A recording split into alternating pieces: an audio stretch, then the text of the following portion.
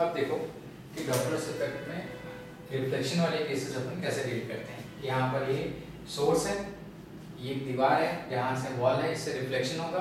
तो source, wall, reflection, और ये रिसीव करेगा, ये रिसीवर हो गया। तो यहाँ पर अपन इसको कैसे डील करते हैं। सबसे खास बात देखो कि जब भी किसी भी सरफेस से कोई साउंड रिफ्लेक्ट होती है तो जो फ्रीक्वेंसी रिफ्लेक्टर रिसीव करता है, वो उसी फ्रीक्वेंसी का सोर्स बन जाता है। उसको अपन उसी फ्रीक्वेंसी का सोर्स मान के एनालाइज करेंगे। यहाँ से साउंड आई, रिफ्लेक्ट हुई और इसके पास आती। तुमसे पूछा है कि ये कितनी फ्रीक्वेंसी रिसीव करेगा, ये कितनी फ्रीक्वेंसी रिसीव करेगा, ये बताओ। तो frequency received by the wall equal to F into R ऊपर आएगा, आर क्या करेगा, बढ़ाएगा, एस भी बढ़ा रहा है, माइनस आएगा P1। ये आ गई फ्रीक्वेंसी ऑफ द रिफ्लेक्टर इसी फ्रीक्वेंसी का सोर्स बन जाएगा और ये सोर्स बन के अब यहाँ से साउंड इसके पास आएगी।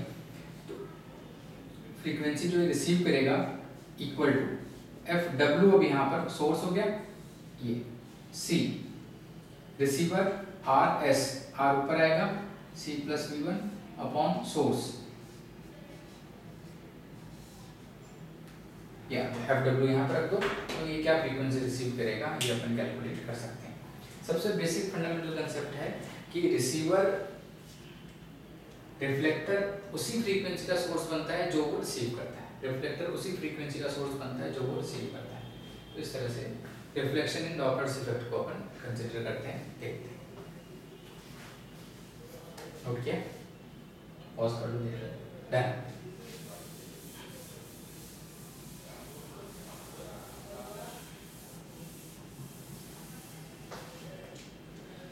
अब ऐसा क्वेश्चन आता है कि सोर्स है, रिसीवर है और इसका एक्सीलरेशन a है, इनिशियल स्पीड 0 है और फ्रीक्वेंसी f है, टाइम पीरियड t है। तुमसे पूछा है initial frequency received by the receiver, initial frequency received by the receiver. तो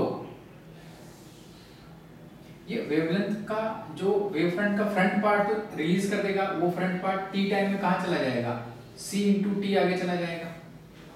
वेवलेंथ का फ्रंट पार्ट जो यहाँ से रिलीज करेगा वो c इंटू टी आगे जाएगा और आखिरी वेवलेंथ या वेवलेंथ का आखिरी पार्ट या वेवफ्रंट का आखिरी पार्ट या नेक्स्ट वेवफ्रंट कब रिलीज करेगा, ये half a t square distance move करने के बाद रिलीज करेगा।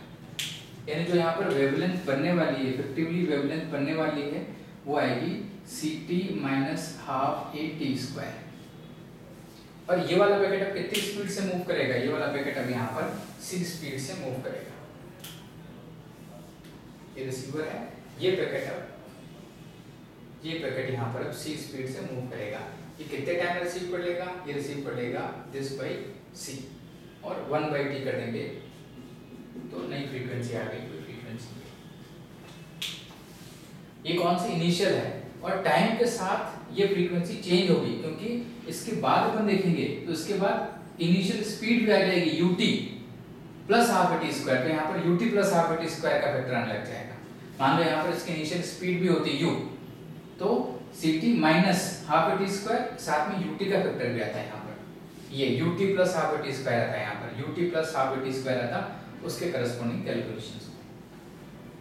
तो टाइम के साथ कंटिन्यूअसली क्या होती जाएगी, फ्रीक्वेंसी यहाँ पर बढ़ती जाएगी, क्योंकि वेवलेंथ कम होती जाएगी, फ्रीक्वेंसी बढ़ती जाएगी। इनिशियल पहली फ्रीक्वेंसी ये ऐसे रिसीव करेगा।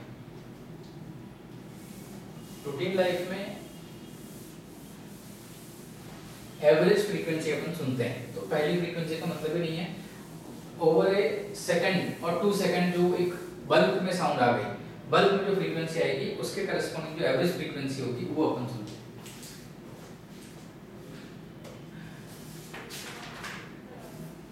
अब देखो ऐसे भी क्वेश्चन आते हैं,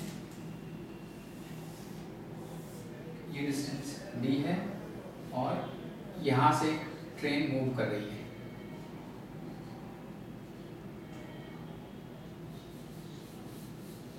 ये ट्रेन v स्पीड से v1 स्पीड से मूव कर रही है और रिसीवर यहाँ पर है,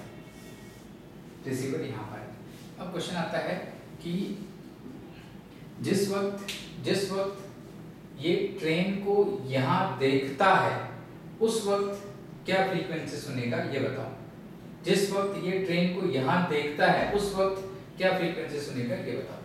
तो जिस वक्त ये ट्रेन को यहाँ पर देखेगा उस वक्त कुछ डिस्टेंस x पहले जो साउंड रिलीज करी होगी, ये साउंड जितने टाइम में यहाँ पहुंचेगी उतने टाइम में ये यहाँ पहुंच गया होगा, तो इसको यहाँ देखेगा तब यहाँ वाली साउंड अब इसके पास पहुंची होगी। इफेक्टिवली ये एंगल थीटा रहेगा v cos थीटा, जो कि यहाँ पर डॉपलर्स इफेक्ट के कैलकुलेशन में काम में आएगा।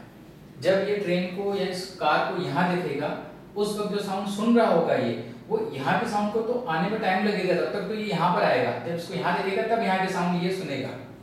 तो इसका मतलब जब इसको यहाँ देख रहा है तब यहाँ की साउंड इसके पास यहाँ पहुंची, तब तक ट्रेन यहाँ पहुंच गई, इसको यहाँ पे देखा, यहाँ के साउंड इसने सुन ली।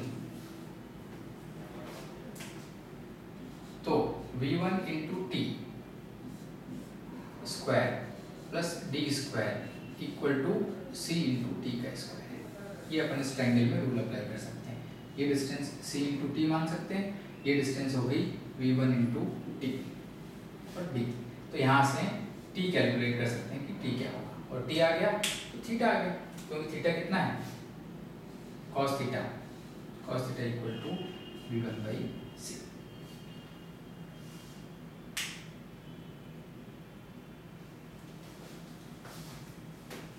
चेक कर लो। तो यहाँ से कैलकुलेशन बढ़ा सकते हैं।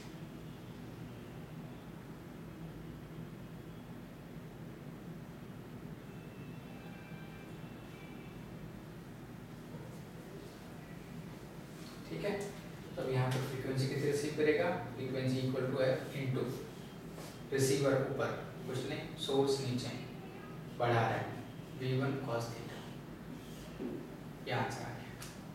जहाँ पर cos थीटा कितना होगा ये अपने को पता है, v1 by c cos theta रख दो, तो फ्रीक्वेंसी क्या सुन रहा होगा ये आंसर आ गया। उस वक्त कहाँ पर होगा कैलकुलेट करना हो तो t आ गया, तो t रख दो, तो उस वक्त यहाँ पर होगा ये भी आ गया। और देखो इसको बढ़िया है।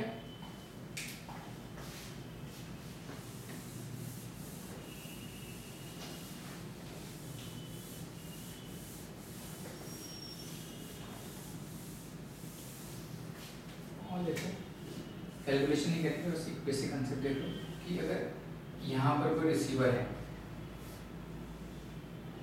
और एक सोर्स इस पे सर्कुलर मोशन कर रहा है ऐसे, तो ये मैक्सिमम फ्रीक्वेंसी कब सुनेगा, जब पूरी वेलोसिटी इसकी तरफ होगी, और मिनिमम तब जब पूरी वेलोसिटी इस तरफ। ठीक है, जब ये यहाँ पर होगा तब फ्रीक्वेंसी एक्चुअल सुनेगा। यहाँ पर मैक्सिमम फ्रीक्वेंसी है, यहाँ पर एक्चुअल है, और यहाँ पर मिनिमम फ्रीक्वेंसी के करस्पॉन्डिंग सिचुएशन है। अब यहाँ पर जो भी कैलकुलेशन है वो अपन अप्रोच कर सकते हैं। कई बार ऐसा क्वेश्चन आता है कि इसकी स्पीड है मान लो v0, साउंड की स्पीड है c। क्वेश्चन आता है रेडियस r गिवन है और ये डिस्टेंस d गिवन है। क्वेश्चन आता है कि जब ये सोर्स को नियरेस्ट देखता है, जब ये सोर्स को नियरेस्ट देखता है उस वक्त ये हाईएस्ट फ्रीक्वेंसी सुनता है। जब ये सोर्स को नियरेस्ट देखता है, यहाँ पर देखता है, उस वक्त फ्रीक्वेंसी हाईएस्ट सुनता है। तो डेफिनेट सी बात है कि ये इस वक्त की फ्रीक्वेंसी नहीं है। यहाँ वाली साउंड जब इसके पास यहाँ पहुँचती है तब तक ये यहाँ पहुँच जाता है। ये एंगल थीटा मान लेते हैं, तो क्या बोल सकते हैं r theta by v0 equal to t is equal to, ध्यान से देखो ये डिस्टेंस कितनी हो जाएगी, ये एंगल 90 डिग्री आ गया, ये डिस्टेंस हो जाएगी under root D square minus R square by C is also equal to T. तो यहाँ से ये रिलेशन आ गए। जो भी इसने कैलकुलेशन पूछा हो वो अपन कर सकते हैं। v0 पूछे तो v0 कैलकुलेट कर सकते हैं, यहाँ से d पूछे तो d आ गया, r आ गया, देखा जा सकता है। थीटा कैलकुलेट कर पाओगे ना, थीटा यहाँ पर बाय ज्योमेट्री कैलकुलेट कर सकते हो।